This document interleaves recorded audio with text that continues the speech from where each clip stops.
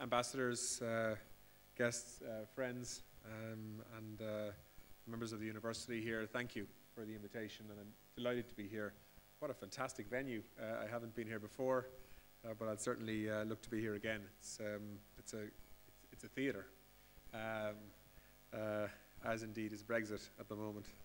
I'm delighted to be here, as you'd expect, to address you in the inaugural event of the DCU Brexit Institute. I know the Institute has already organised a number of excellent seminars, but I understand that today marks the formal launch of the Institute. So many congratulations to President McGrath, Deputy President Keogh, and of course Professor Fabrini, who will correct me during my speech if I make any mistakes, and rightly so on the last occasion, and everybody else who's been involved. You've picked a small niche topic for the first event. I know you have already had a very full day, and I hope that many enlightening and interesting debates have taken place. It's very important to have these discussions at a time when, because of Brexit, we are all grappling with the future shape of two of Ireland's core strategic relationships, our closest neighbour and our closest friend in terms of Britain, and of course the European Union, which we are committed member of. A key priority for me is to encourage and promote a national debate around Ireland's place in a future Europe that is not framed solely by our reaction to the UK's decision to depart the European Union. And I look forward to sharing my thoughts on that with you later on. But let me first turn to Brexit. The European Council's decision last month to allow Article 50 negotiations proceed and move to Phase 2 was both significant and encouraging. We have important commitments made in Phase 1 on EU citizens' rights and on the financial settlement issues that must be agreed between the EU and the UK, and of course on the UK's departure. And while Phase 1 discussions on the Irish-specific issues were at times difficult, they were ultimately successful. The government achieved the goals that we set out to achieve as part of that Phase 1 negotiation. And I hope we've managed to maintain relationships through that difficult political process. We have secured concrete commitments on the maintenance of the common travel area and on the protection of the Good Friday Agreement in all its parts, and of course the gains of the peace process, commitments that are shared on both sides of the Irish Sea. These gains include greater North-South cooperation and the promotion of peace and reconciliation on this island. The European Commission has said that it will propose continued funding for programmes aimed at these objectives. We also secured important assurances in December on the protection of human rights and on the exercise by Irish citizens in Northern Ireland of their rights to EU citizenship. On the border, clear, strong language and commitments have also been secured in this process. The UK has given a guarantee that a hard border will be avoided, including any physical infrastructure or associated checks and controls, and crucially, has agreed for the first time on ways in which this can be achieved. The UK's intention is to avoid a hard border through the wider EU-UK Future Relationship Agreement, and that is our intention also, to try to support and facilitate that, so that we don't have to fall back on default positions which were agreed in December. But we now have the additional security of the UK's commitment to a default option, of maintaining full alignment with those rules of the Single Market and Customs Union necessary to protect North-South cooperation, the all-island economy, and of course the Good Friday Agreement. I suspect most of you in this room, because of your interest and knowledge in this area, probably know that wording off by heart, as I do. I'm saying it in my sleep these days. And we've just had a really good meeting, actually, with the Westminster Brexit Committee on some of these issues for the last hour or so. I know that many of today's speakers and participants have travelled from Europe. In this regard, I want to acknowledge the support of our EU partners and the solidarity they've shown and continue to show to Ireland in these negotiations. There is a real recognition that a small country is uniquely exposed and vulnerable to the potential unintended consequences of Brexit. And the negotiations that have taken place to date, because of the solidarity of our friends and colleagues in other European countries, has allowed Ireland to negotiate through the EU task force in a way that tries to protect against those unique vulnerabilities. Even considering what's been achieved in phase one, there is clearly still a long way to go to address satisfactorily the impact of the significant problems that Brexit poses for this island. It is for that reason that Irish-specific issues will continue to be discussed in a distinct strand in phase two of the negotiations. And I think there was a very real concern in Ireland that once we got through phase one and moved on to phase two, that all of a sudden the Irish issues would be less prominent and wouldn't be prioritised in the same way that they were in phase one. And so having a specific Irish issue stream in phase two will ensure, as in phase one, that some of those very genuine concerns can be addressed. It's also important that the commitments made in phase one are respected as the negotiations continue. The European Council guidelines agreed last month outlined that phase two cannot progress otherwise. And certainly by the middle of next month, we will have a draft guidelines document, I expect, part of which will certainly be about ensuring that the hard-won gains of phase one are actually protected.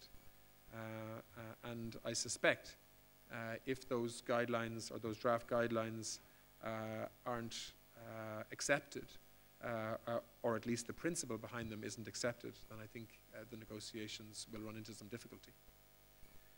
And so, as the negotiation process moves ahead, technical work on the withdrawal issues will continue, including the drafting of a binding withdrawal agreement that I've just referred to, where we and other EU partners expect to see the commitments made by the UK in phase one translated faithfully into legal terms as quickly as possible. However, focus has now turned to the negotiation on transitional arrangements and on the framework for future EU-UK relationship. It is our government's clear view that the status quo transition arrangements would be of most benefit to both the UK and the EU, including Ireland. Agreement on such an arrangement will provide certainty to individuals and businesses while also aiming to avoid any cliff edge effects between the UK leaving the EU and a future relationship agreement coming into force.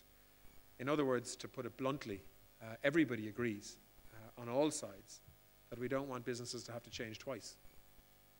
Once for a temporary transition arrangement and then a second time for a more permanent future relationship. So I welcome that the European Council has proposed that the whole of the EU acquis should apply to the UK during the transition. This is good for Britain and it's good for the EU and Ireland. While there has been much discussion around the duration of such a transition, we agree that the interests of long-term certainty and to accelerate agreement on the future relationship agreement, it does need to be time-bound. Equally, as the negotiations progress, the overriding objective on both sides must be to avoid any gaps and any cliff edge effects. If adjustments to the timetable turn out to be required, I believe it would only be common sense to make sure that we have the flexibilities in terms of the documents that will allow the EU or indeed the UK to do that if more time is needed. The overall objective should be to ensure that our citizens and businesses only need to adjust and prepare for one single change. I think, by the way, and I think some of you will have already seen probably leaked documents, but next Monday in the General Affairs Council, the European Union will be finalising their approach in terms of the transition paper, and obviously the United Kingdom will need to respond to that. The EU is also intensifying our internal preparations for discussions on the framework for its future relationship with the United Kingdom. I'm hopeful that the Taoiseach and other EU heads of state and government will adopt further guidelines at the European Council in March, which will allow the EU to open discussions with the UK on this framework. This work is very significant for Ireland, as it is in discussing the framework for a future relationship that can begin to address the very serious concerns of many of our businesses, our citizens, across a whole range of different sectors. I think it's worth noting that the politics of this from the European Union perspective is that the existing guidelines, which will be updated in March, are really about trying to give the British government the time and space to ensure that they can bring some more clarity in terms of what they're actually asking for. And that certainly that time and space is between now and the end of March, which is why this is a really crucial time in terms of British politics around debating and discussing and deciding the approach that it's going to take, because that will then determine the response and the approach of the European Union to that. And that's why you hear this comparison all the time of will Britain choose Canada or will they choose Norway, or a version of one or the other in terms of starting point. Outside of the future EU, the United Kingdom will remain Ireland's single most important economic partner. Irish-UK trade exceeds €1 billion each week, and of course we want that to continue. There are 200,000 jobs in this country and another 200,000 in the UK that depend on it. Just to put that into context, the trading relationship east-west between Ireland and the UK is worth about €65 billion a year. There are 40,000 companies that trade with Britain out of Ireland every single week. It is such a fundamental part of a seamless economy that has been operating now for many years and in a very, very positive way. And beyond trade, there are other issues which urgently need to be settled too, including aviation, fisheries, and cooperation against crime and terrorism, and a whole range of other areas too. It is clear that the EU shares our desire to establish as close a partnership as possible with the United Kingdom in the future. But we need to know unambiguously what kind of partnership the UK is seeking. It is time for the UK to provide clarity on what it wants through confronting some of the hard choices that the United Kingdom faces. Some of these have been spelled out in recent times by Michel Barnier and by President Macron on his recent visit to Britain last Friday. We have long said that the optimal outcome for us would be for the UK, in effect, to remain part of an extended single market and customs union. And I note that the very influential Confederation of British Industry made its views on the future relationship known earlier this week and argued strongly also that the UK should remain in the customs union with the EU. Business in Britain does not see the dividends of new UK-only trade deals with third countries surpassing the benefits of ongoing trade with the world's most successful and largest free market in terms of its partners. This is ultimately a decision, of course, for the United Kingdom, and we must respect that. However, I hope that the UK government and Parliament will reflect carefully what will be a crucially important decision, as set out for you earlier, I think, by Hilary Benn when he spoke here this morning. There is far more to be gained by aligning rather than diverging from standards. The UK have helped to develop for a prosperous Europe and for a prosperous Britain. I mean, the irony of this actually is that I think Britain was probably more influential in the creation of a functioning single market than any other country in the European Union. In fact, if it hadn't been for Britain's input, I don't think we'd have anything like the level playing field that we do have. They have been a constant force in terms of facing down protectionism, ensuring that there is free competition, common standards, a level playing field, so that actually, competitive business can thrive and grow. And of course, that is the irony now of the desire by some to leave that common market, which is very much a British creation, or partly British creation with the European Union.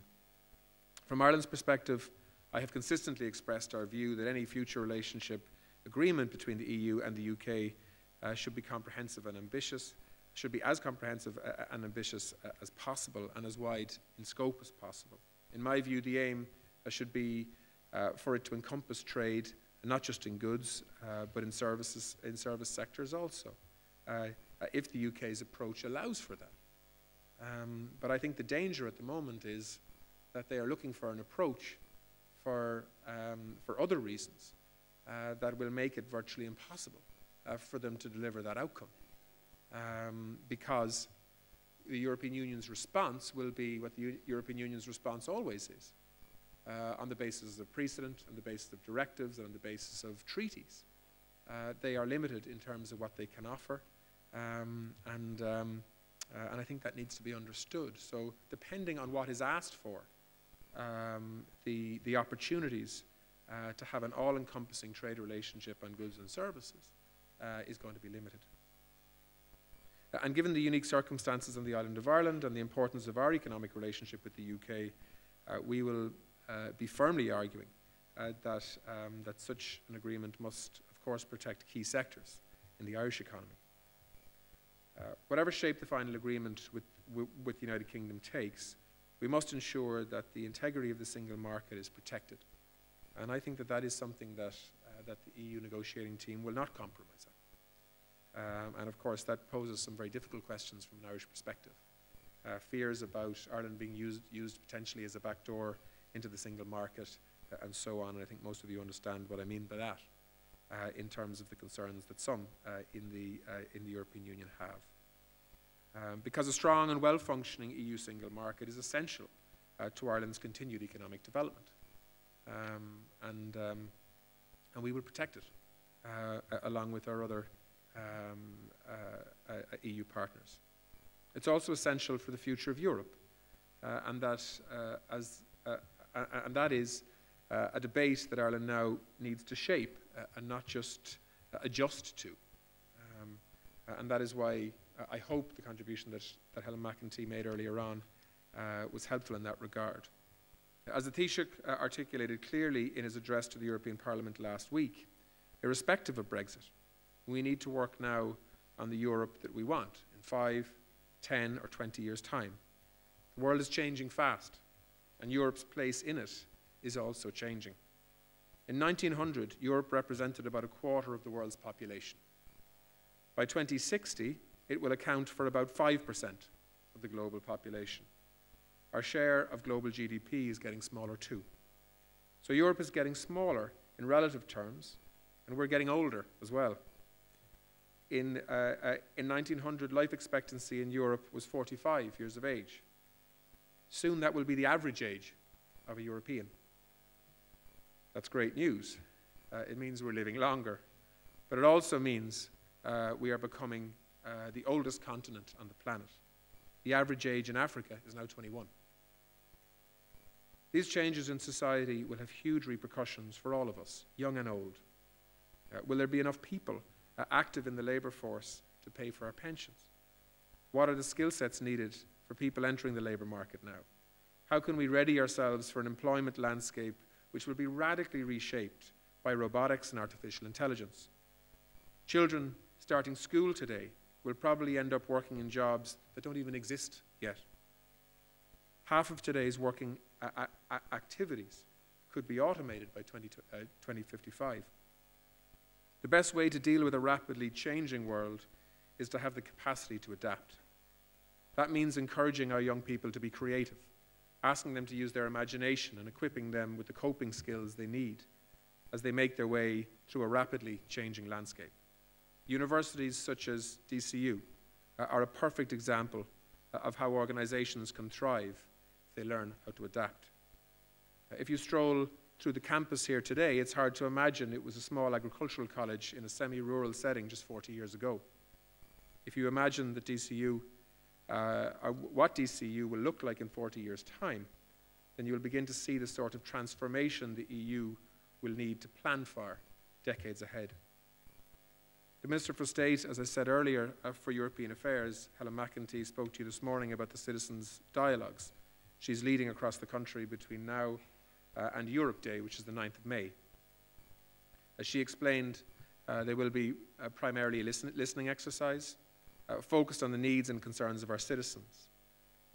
We do not want to be prescriptive, and we want to draw on these sessions to help formulate our contribution to the broader European debate, which has already begun, by the way. I would encourage you all to get involved and to follow the exercise on our website. We want everybody to have their say. Here's what we want. Ireland is a trading nation. Europe's internal market has helped us boost our exports. I want us to expand our exports to the single market. After Brexit, we will be relying more heavily on the internal market, and as a small member state, we know that we perform best when we have clear rules on the free flow of goods, services, people and capital. In the food sector alone, we produce enough product for 10 times our own population now in terms of consumer base. I want, therefore, to see the completion of the single market. It is 80% complete for goods, but only 40% complete for services. More than half of our exports are exports of services, and more than half of our labour force is in the services sector. I want to see a huge effort now in completing the internal market in services. Here in Ireland, we should be able to get cheaper mortgages and better insurance deals from European banks and insurance companies. This would be good for Ireland, good for Europe, and is already long overdue. The EU carries real weight when it is negotiating trade deals with the rest of the world. A new European trade deal with Canada has just come into effect on a provisional basis, and we're responding to take the opportunities that come with that. Deals with Japan, Mexico and Mercosur countries are in the pipeline, and the EU hopes to open trade negotiations with Australia and New Zealand in the not too distant future. These deals will open up new and exciting markets for Irish exports. But we are not naive. We will expect reciprocity in the give and take of EU trade negotiations.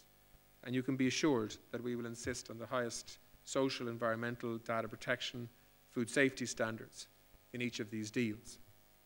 We should also prioritise completing a banking union and breaking the so-called doom loop, as it's called, between banks and the sovereign. A deposit guarantee scheme would mean that deposits in an Irish bank are as safe as deposits in a German bank, but that banks in crisis could be resolved without demands on the taxpayer. A capital markets union would give Irish SMEs access to finance from other more competitive sources. These are changes that could make a real difference to the lives of Irish consumers in the same way as the abolition of roaming charges and the availability of cheap flights under Europe's open skies policy has done. Helping to turn the rhetoric of an even closer union into the reality of better services for all Europeans, including Irish people. I've spoken a lot today about change and the need to adapt to a changing world. But one thing I do wish to see changing is the European, the one thing I don't want to see change, I should say, is the European Union's commitment to its values.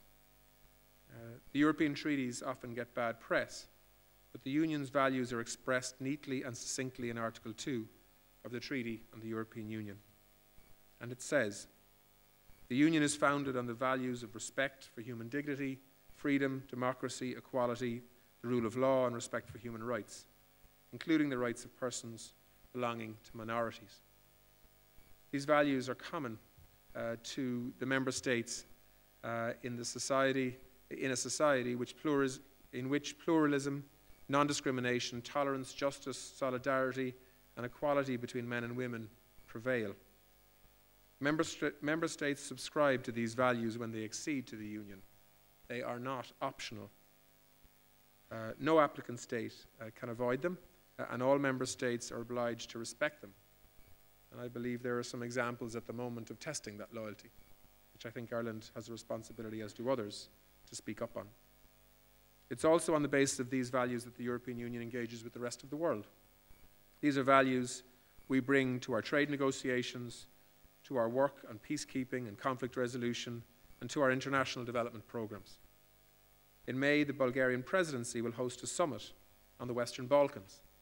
In Ireland, we believe that enlargement is part of the momentum that has contributed to the renewal of the European Union through its history. The European perspective of the countries of the Western Balkans has helped transform these countries, building peace and democracy there.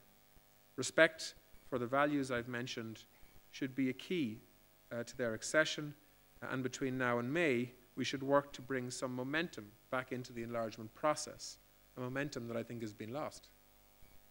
Standing still will only leave the countries of the Western Balkans in limbo and leave a vacuum which others potentially could fill. The European Union's relationship with Africa should also be based on these values. And this is something that I feel very strongly about, having been in Africa on many, many occasions. I firmly believe that the EU-African Union relationship is nowhere near where it should be.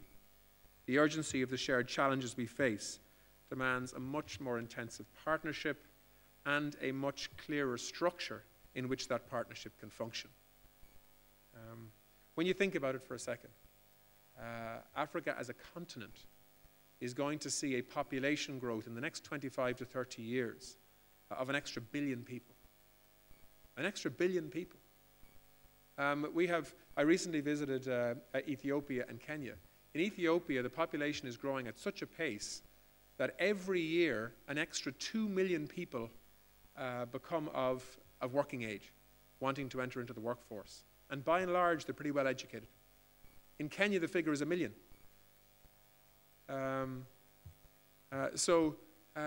If the challenges of climate change, food security, water security, population growth, good governance, radicalization, conflict resolution, and all of the other things that we globally need to face together do not result in a dynamic partnership between two continents that are next door to each other, well, then we are going to be dealing with the fallout of that in a way that is far less coordinated.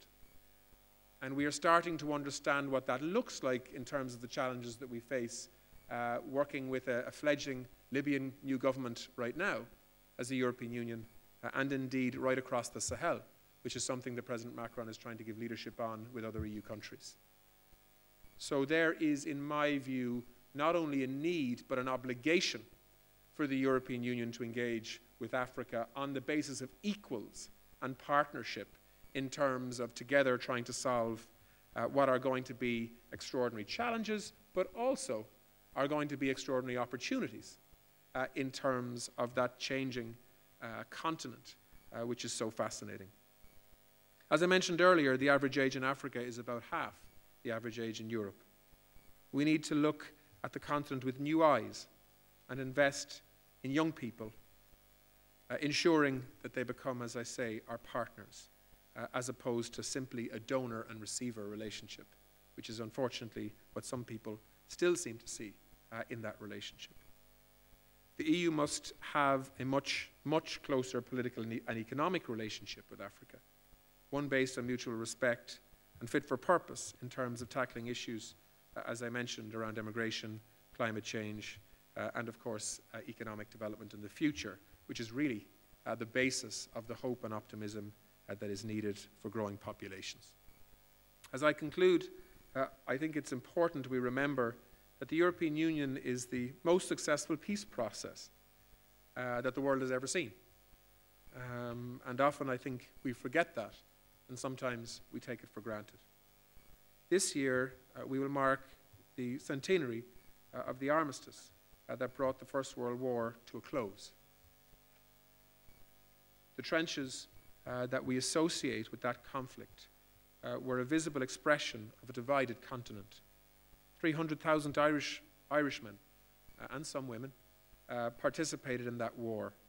Almost 50,000 of them lost their lives. In November, Emmanuel Macron opened a memorial to the fallen on the mountains near Strasbourg. Standing beside the German president, President Macron said that the implacable desire for revenge was replaced over time by political, economic, and scientific cooperation, and what came of that was true friendship. That is not just history. That is the story of the European Union yesterday, today, and it needs to be tomorrow, in terms of what that experience can bring to other parts of the world, in particular in our neighborhood. One of those who died in that tragic war was a poet, Tom Kettle, who was killed in action in the Somme. His remains were never found, but fortunately we still have his words, and they include this advice. My only counsel to Ireland is that to become deeply Irish, she must become European. Europe is united now, and it is our home. In the face of a challenging world, we are better together. The Irish people have no doubt, in my view, about this, and that is why when Irish people are asked, they are committed to the European Union. They give a stronger yes than any other country in the European Union. I think the figure is about 93% now. So I want to thank DCU Brexit Institute and Professor Fabrini in particular for hosting today's conference and for providing a platform for our thoughts and ideas on the future of what we want. We have a genuine opportunity now to influence the future direction of the European Union. I think some people, particularly in Ireland, because we like not to talk up our own significance sometimes as a country, but I think people need to know that the views of small countries do matter in the European Union. And I think if Brexit has taught me anything, it has been that actually there is a deep desire amongst the larger member states in the European Union to protect a small member state that is uniquely exposed. And they have shown extraordinary solidarity to make that point in the context of phase one of the Brexit negotiations, and will continue, in my view, to show that solidarity as we move through the challenges and difficulties of phase two of these negotiations, which hopefully will deliver a good outcome for Britain in terms of what they need and want, and a good outcome for ourselves and the rest of the European Union in terms of future relationships. So with that, can I say that this is your future, this is your Europe, so get involved. Thank you very much.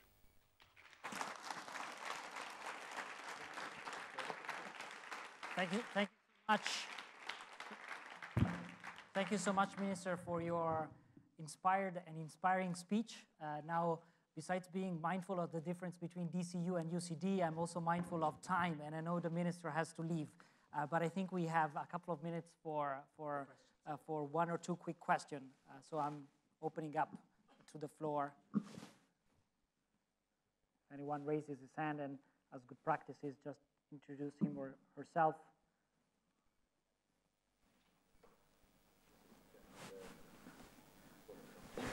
Down there, thanks. If the microphone arrives.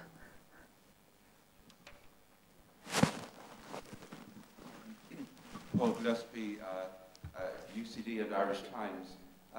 This morning we had a lot of discussion instigated by the President on the importance of protection and social protection, indeed the importance of different social models in the debate on the future of Europe. In your list you didn't really emphasise that dimension, but it was taken up by other speakers at our conference in terms of the threats of populism, of nationalism, of people who've been left behind by the globalization. How important do you think those kinds of issues are in our debate, in our European Union, and in the future shape of Europe? I think they're very important. I obviously couldn't address everything today, but we'd be here for a while. But I hope I addressed that issue in the context of the values that the European Union is supposed to represent. And that goes for how the European Union views its relationship with the rest of the world, as well as how the European Union tries to set a standard bar, if you like, for its own members in terms of basic protections against discrimination, and obviously all that flows from that in terms of division, poverty, exclusion. And so I do think that we are being challenged in this area right now.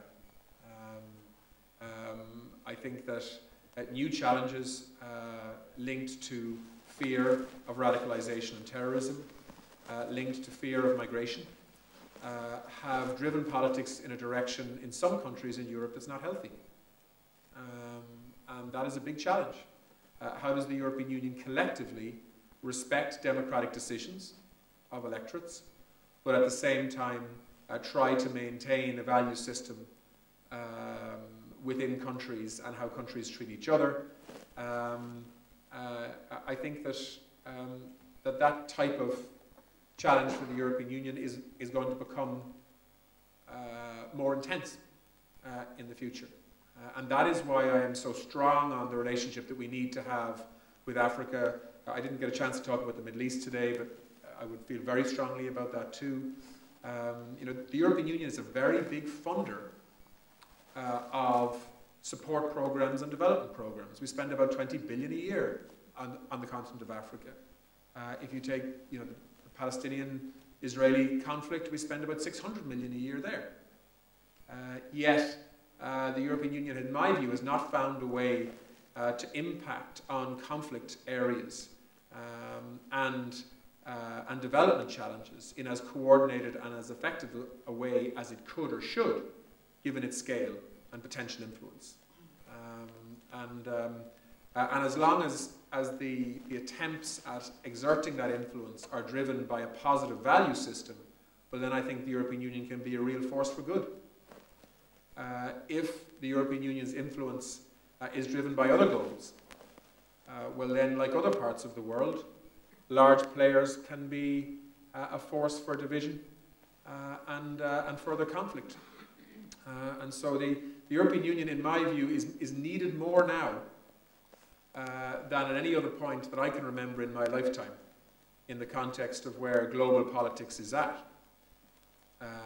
And conflict and security is at, where the world has become a much more polarized place. Maybe I haven't been around long enough to remember when it was last very polarized in the context of the Cold War. I don't remember that. But I know what I see now. And it's something that the European Union, through its value system, through its approach towards positive globalization, needs to, in my view, to speak out more on. And that's why I have spoken about President Macron a number of times, actually, in my speech. And that's not by accident. I think he is trying to give that type of leadership right now. And other countries in the European Union need to do the same as well. We have a last question. I see there hand raising. The Dean John Doyle. John Doyle from DCU. Hey, John. Minister, Hilary Benn this morning expressed a strong desire that the UK would remain inside the customs union. But it was, I suppose, not qualified in any way in terms of his own opinion, but that he couldn't see how you could fix the border issue if they didn't. And I suppose that was balanced with his worry that no one has really, though the commitment is there, his suppose fear that the UK decides not to remain inside the customs union or doesn't have a deal at all. That the real just challenge of imagining a way to keep the border free of an infrastructure, if that's the route the UK decides to go down. Yeah, and I think that's why there's a lot of difficult negotiation ahead. It's our first preference, just like it's the British government's first preference, to have a negotiated, agreed solution here that solves the border problems. So you don't have to revert to the default position of, in the absence of agreed political solutions, the UK commits to maintaining full alignment, with the rules of the single market and customs union, essentially to prevent a border. Of course, we don't want the debate around whether there's a border in the island of Ireland or whether there's a debate whether there's a border in the Irish Sea. That creates a lot of tension politically on this island, and it's not what we want. What we want is an all-encompassing trade agreement that allows Britain to continue to trade with Ireland and the rest of the European Union in as seamless a way as possible, that ensures that we don't have any physical barriers to movement and trade on the island of Ireland in the future, which I think people will not accept. So that is why our position, and you know, as late as today, the Taoiseach spoke about wanting to see a Norway Plus model as a starting point for Britain's negotiating position. At the moment, it's not looking like that's going to be their choice, although it depends who you listen to. So I'm very conscious of the need for Ireland to try to be consistent in terms of what we think will work. I mean, we want our closest neighbour to succeed. I'm a product in many ways of the British education system. I was in university there for 3 years. I worked in Scotland. Half my mother's family are very English. You know, she had a British passport for most of her life. Some of you know my brother. He runs the Irish, the company that has the largest Irish presence in the UK. They employ about 13,000 people now in the UK. Greencore. So you know, I, like lots of people in this room, are invested in the Irish-British relationship, and we will work to maintain that relationship regardless of what happens. But that does not mean that Ireland shouldn't advocate in a way that's clear and firm and stubborn to protect its own interests. Because I don't believe that anybody in the British government wants a border on the island of Ireland. But I am concerned that it could become an unintended consequence because other priorities may determine that. And that is what we need to ensure through these negotiations doesn't happen. So we have now a default fallback position in the absence of a political agreement that solves the problem on the island of Ireland, but creates other problems. Because if you require the implementation of a unique, flexible solution, which is the language that's been used on the island of Ireland, recognising the complication and makeup of the Good Friday Agreement and all that flows from that, then you create potential tensions east-west and so on. We don't want that. But it's really up to the British government to negotiate and to have a starting position that allows us, help them to solve those problems. I've said many times that in phase 2, Ireland probably wants to be Britain's closest friend. We want an outcome that really allows for the closest possible trading relationship, as close to the status quo as we can make it. And we have advocated for that and will continue to do that. But we'll also be part of an EU solidarity within the EU task force, which is what has delivered Ireland so far, what we've asked for out of these negotiations. So yeah, there's real work to do, but I believe it's possible to get there. Thank you very much, Minister. Ladies and gentlemen, this takes us to the conclusion of this conference, but this is not the end. It's just the beginning of the end, because the Brexit Institute will continue to run its activities here in Dublin in the coming months, and I'm also delighted to announce that in cooperation with the Department of Foreign Affairs and a number of Irish embassies across Europe, we will run an event in several European capitals to raise awareness about Brexit and reach the discussion on the future of Europe. So thank you very much again for being with us today, and thank you very much for your continuing support as we move forward. Thanks a lot.